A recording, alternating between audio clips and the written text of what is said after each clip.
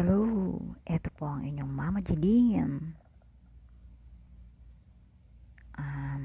Para po malaman nyo, sino ba talaga si Mama Jeline? Ako po ay isang OFW. Ang work ko po ay mag-alaga ng matatanda, caregiver.